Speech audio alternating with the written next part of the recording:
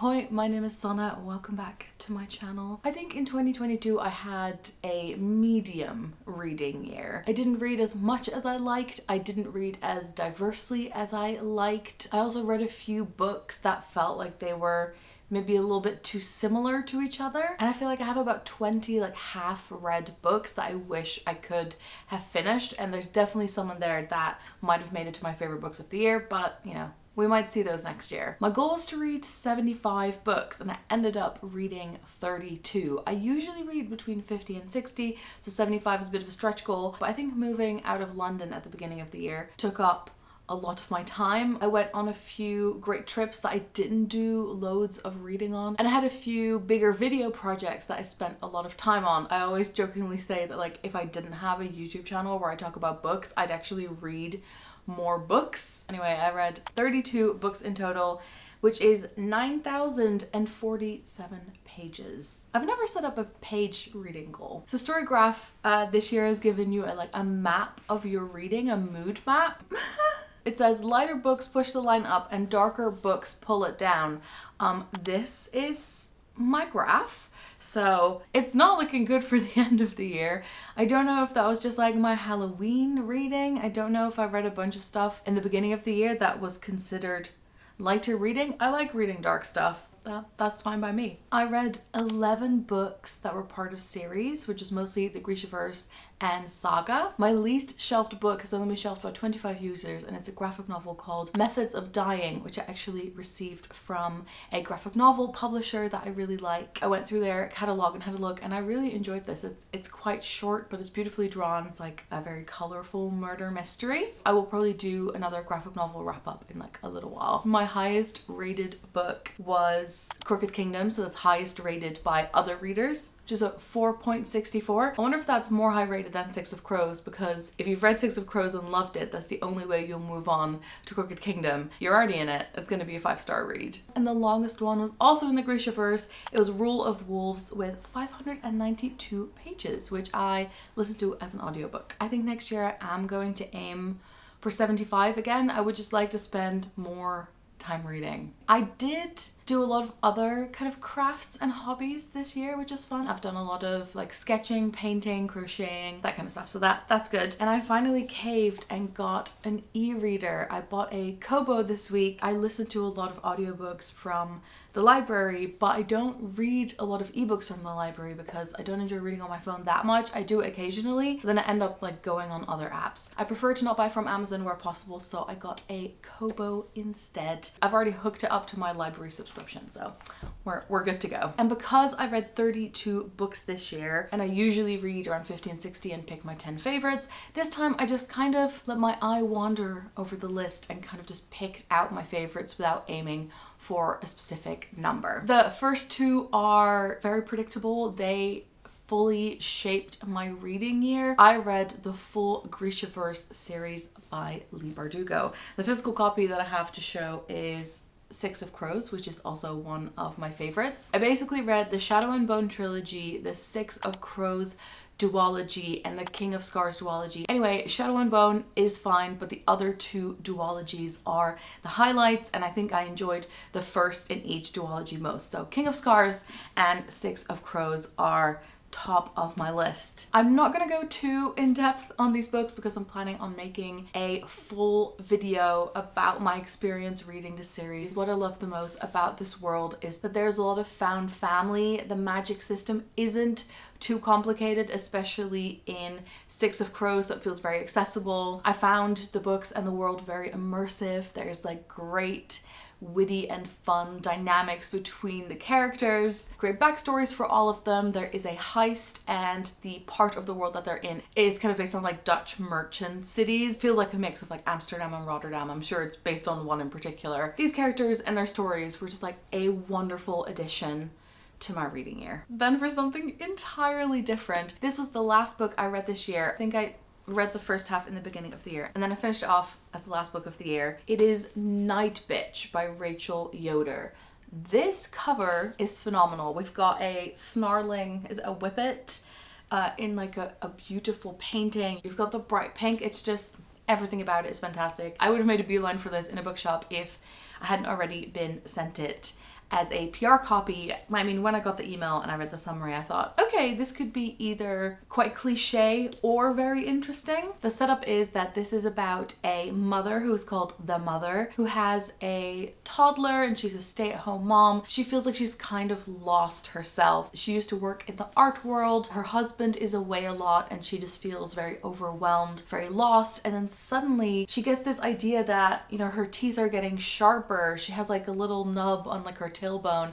She's getting hairier and she feels like she might be turning into a dog. From there, it only gets more out of hand. It's an exploration of society, of gender roles, of motherhood. In a way, it feels a little bit like My Year of Rest and Relaxation, which I also read this year. As I was reading it, I was like, oh, I'm not sure where this is going or what it's trying to say, but then at the same time, a book doesn't always have to have like a final message. This book is a ride that you go on and it is absolutely mesmerizing. It is not for the squeamish or the faint of heart. If this concept sounds interesting to you, I'd say definitely check it out. Then we have Sea of Tranquility by Emily St. John Mandel. I have a very shiny proof copy. I didn't take on loads of review copies this year, but some of the ones that I ended up getting were fantastic, including this one. I mean, I knew this was coming out. I've been very excited about it. It is by the author of Station 11, which is one of my favorite books. I love pandemic reads, in case you don't know about that yet. And this is the only other book I've ever read by this author. I really wonder what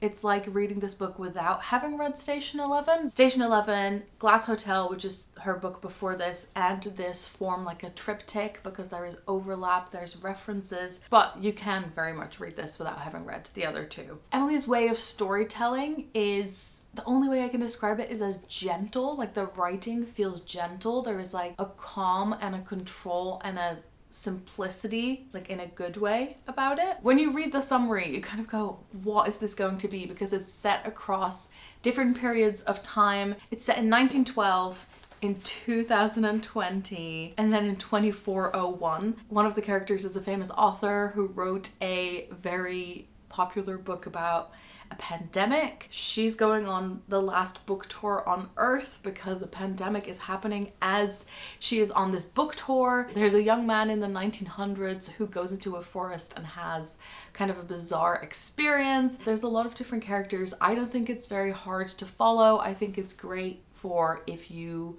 haven't read much speculative fiction. It's just interesting. It feels very much like the author was like, here's something I'd like to share with people. Like, here's some thoughts, here's some experiences. And in Station 11 as well, she very much writes about, you know, people in the future will just be people and they will be living and they will be continuing.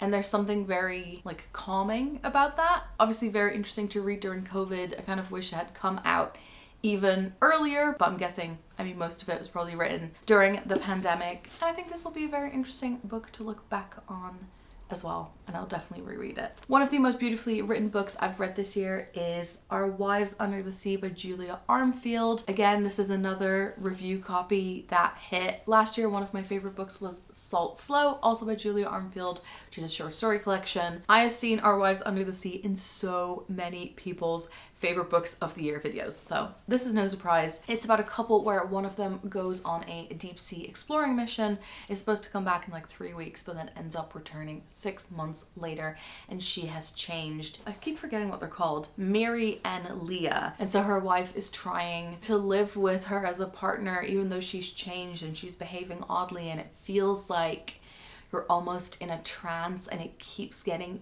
eerier and weirder. But at the same time, it's also just kind of trying to get through daily life. It's mysterious, it's intriguing, and also a little gross sometimes. I feel like it could have been maybe like 20% shorter, but some of the most beautiful writing I've read in a long time, and I will read whatever she decides to write next. I didn't read a lot of historical fiction this year, but it was very much a joy to have the new book by Lex Croucher to read, which is Infamous. Lex Croucher is also a friend of mine. It's not a sequel to their previous book, Reputation, but it's obviously set in the same Regency era, and it's got the same like wit, humor, great characters. Infamous focuses a bit more on like fame and meeting your heroes, and also it's about maybe you're not mad at your best friend because she wants to get out into society and get married, but maybe those like practicing kissing sessions that you had with them sometimes are an indication of something more. If you love romantic poets, crumbling gothic mansions, and a bunch of like artists going on a retreat together, then this is the one for you. Reputation felt very much like a summer book, and this is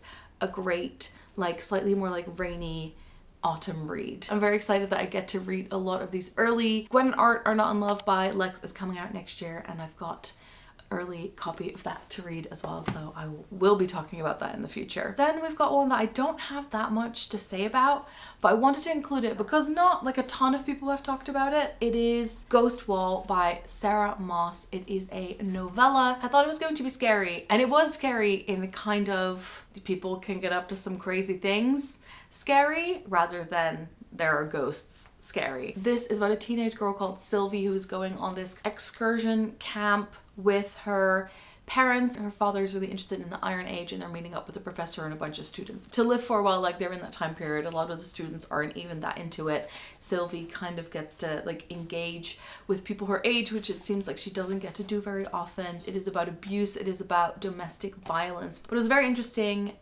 backdrop and situation to kind of discuss it, and it was just something different. I might read more by this author, but it was kind of the pitch of this that really drew me in. And then finally there is John Green's The Anthropocene Reviewed. I still adore this cover. This is a collection of essays. It says On a Human-Centered Planet.